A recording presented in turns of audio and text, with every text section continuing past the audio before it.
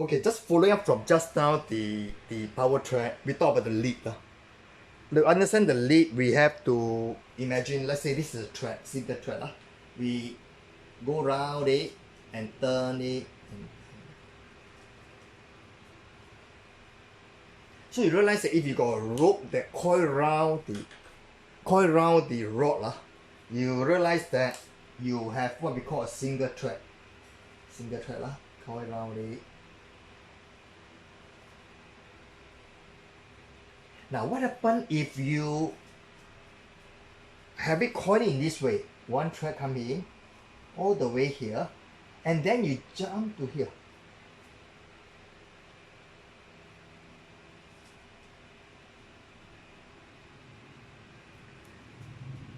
And then in between the thread, you put in another set of thread. I'm going to put it in blue.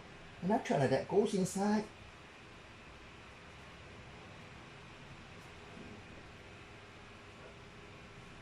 The reason why we want this thread is this: when we turn one round, when we turn one rotation, it's going to move this distance to here. It moves twice the distance of this. You see, when I move this guy, I only move from the pitch.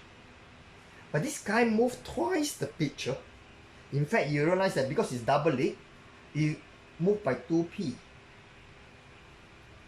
So basically, this will make it travel faster.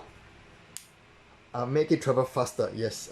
And they're very useful in lead screw. So the equation for this lead screw, the lead of a thread is this equation. The lead is this number of thread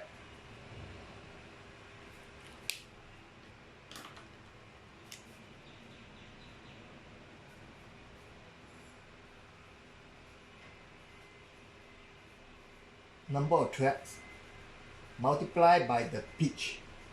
Pitch is just a pit to pit. It's called pitch. Like this. In this case, this will be the pitch.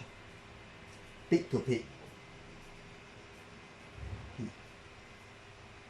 Now, so you realize that it's no longer talking about a pitch. Now we're talking about a lead. Now, to understand lead, I'm going to draw a triangle. I'm going to draw a triangle over here. I say I'm going to draw a right angle triangle.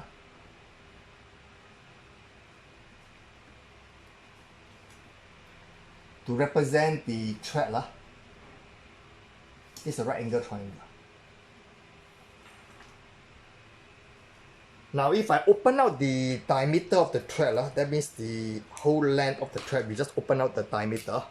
You realize that this distance is actually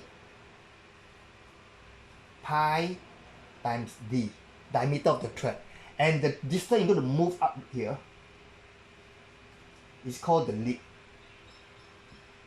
And this is where the load is. So if you push in the load will come down. That's W, the load. And you have friction to stop it from moving down. That's the friction. So in the mechanics there, you realize there's a friction. So in lead angle, now I'm going to introduce a thing called lead angle. Means that when we move out the screw thread, and if we don't hold it, we don't want the load to come down. We don't want the thing to drop down. Or rather, we call it the concept is called self-locking. Means it locks itself. That means when I lift up something and I don't want it to slide down itself, so it's called self-locking.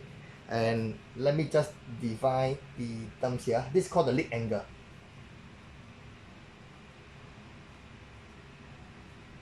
So for self-locking to occur, the condition is this: the friction must be bigger than the lead angle.